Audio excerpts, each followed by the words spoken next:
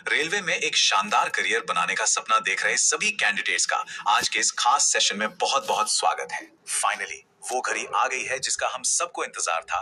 Railway recruitment board यानी RRB ने assistant loco pilot 2026 का विस्तृत नोटिफिकेशन जारी कर दिया है और आज के इस एनालिसिस में हम ऑफिशियल पीडीएफ के हर एक पन्ने, हर एक नियम और सिलेक्शन की पूरी स्ट्रेटेजी को डिकोड करने वाले हैं। तो अपनी नोटबुक्स तैयार रखिए क्योंकि आज की ये चर्चा आपकी तैयारी की पूरी दिशा तय करने वाली है।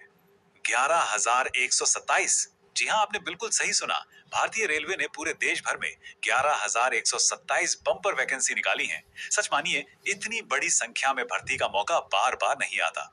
जो कैंडिडेट्स पिछले काफी समय से दिन रात एक करके इस मौके का इंतजार कर रहे थे, उनके लिए ये एक गेम चेंजर साबित होने वाला है।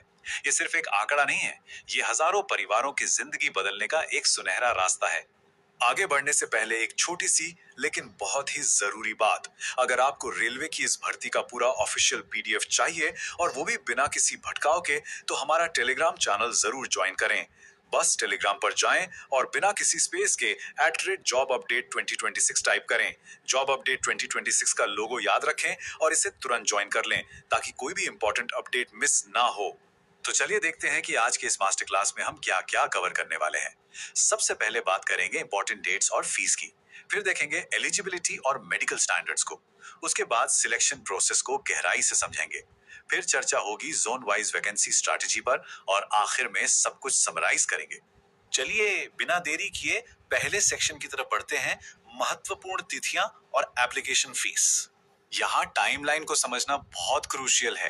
ध्यान दीजिएगा, एप्लीकेशन विंडो 15 मई 2026 से शुरू होकर 14 जून 2026 तक ही खुली रहेगी। आखिरी दिन के सर्वर क्रैश का इंतजार बिल्कुल नहीं करना है। फॉर्म में गलती सुधारने के लिए मॉडिफिकेशन विंडो 17 से 26 जून तक मिलेगी। अब आते हैं एज लिमिट पर। 1 जुलाई 2026 तक उम्र 18 से 30 साल के बीच होनी चाहिए। हाँ, सरकारी नियमों के हिसाब से रिलैक्सेशन जरूर है। एससी और एसटी कैंडिडेट्स को 5 साल की और ओबीसी नॉन क्रीमी लेयर को 3 साल की ऊपरी आयु सीमा में छूट दी गई है। फीस स्ट्रक्चर को लेकर अक्सर काफी कंफ्यूजन रहता है, तो इसे बिल्कुल क्लियर कर लेते हैं। जनरल और ओबीसी कैंडिडेट्स के लिए फीस 500 रुपए है, जिसमें से 400 रुपए रिफंड हो जाएंगे। वहीं SC, ST, ex serviceman, females और ईबीसी कैंडिडेट्स के लिए फीस 250 रुपए है, जो पूरी की पूरी रिफंड हो जाएगी।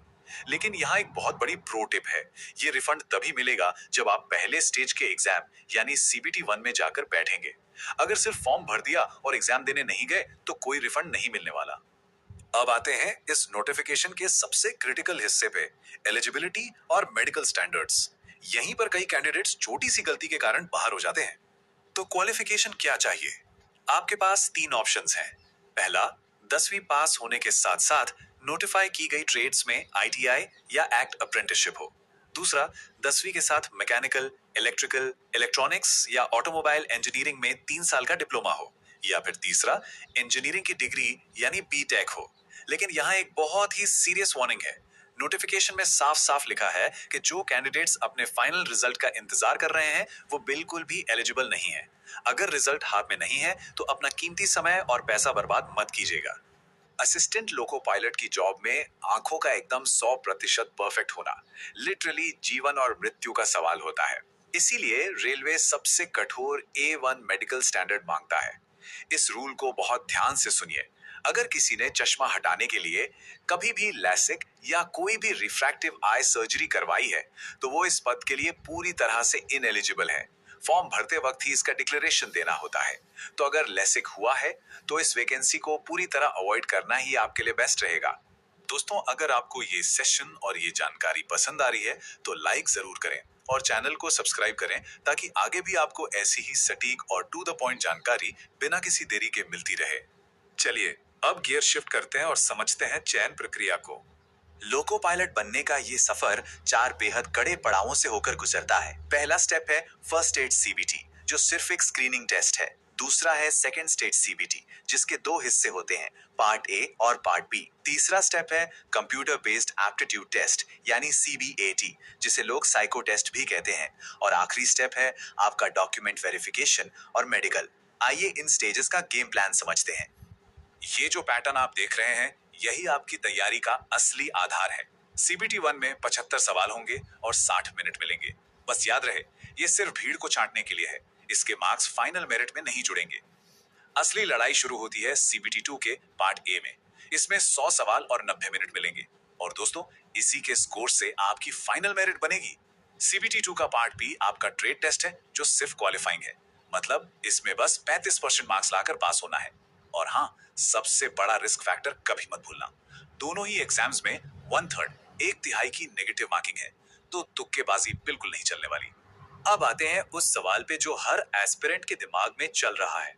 फॉर्म कहां से भरें? जोन वाइज स्ट्रेटेजी क्या होनी चाहिए? जरा इस डेटा को ऑब्जेक्टिवली एनालाइज करते हैं। अजमेर में 600 और प्रयागराज में 457 पद हैं।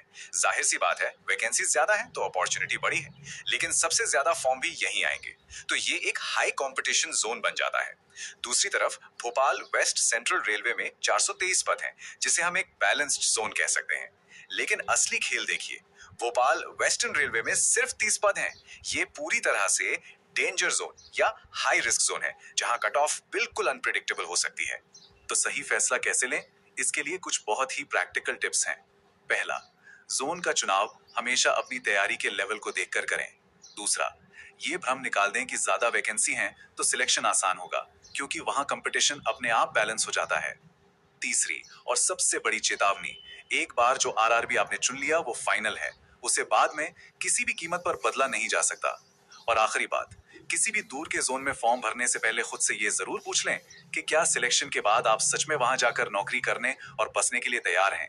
तो चलिए अब इस पूरे सेशन को समराइज करते हैं और देखते हैं कि आपके अगले कदम क्या होने चाहिए। फॉर्म भरने से पहले ये फाइनल चेकलिस्ट अपने दिमाग में बिठा लीजिए। आपका टारगेट बिल्कुल साफ होना चाहिए। 11,127 वैकेंसीज में से अपनी एक सीट पक्की करना। डेडलाइन मत भूलिएगा, 14 जून 2026 से पहले हर हाल में फॉर्म सबमिट करना है। अप्लाई करने से पहले अपनी A1 मेडिकल फिटनेस जरूर सुनिश्चित कर लें। और सबसे इंपॉर्टेंट, अपने आरआरबी जोन को पूरी रिसर्च के बाद ही लॉक करें। इस नोटिफिकेशन की पूरी पीडीएफ और रोजाना के अपडेट्स के लिए हमारा टेलीग्राम चैनल जॉब अपडेट 2026 तुरंत ज्वाइन करें। बस टेलीग्राम पर जाएं और बिना स्पेस के @jobupdate2026 सर्च करें। अगर इस पूरी भर्ती को लेकर आपके मन में कोई भी डाउट है तो नीचे कमेंट जरूर करें, हम रिप्लाई करेंगे। आज का ये बेहतरीन सेशन हम यहीं समाप्त करते हैं। अपनी तैयारी में पूरी जी जान से जुट जाइए। बहुत बहुत धन्यवाद।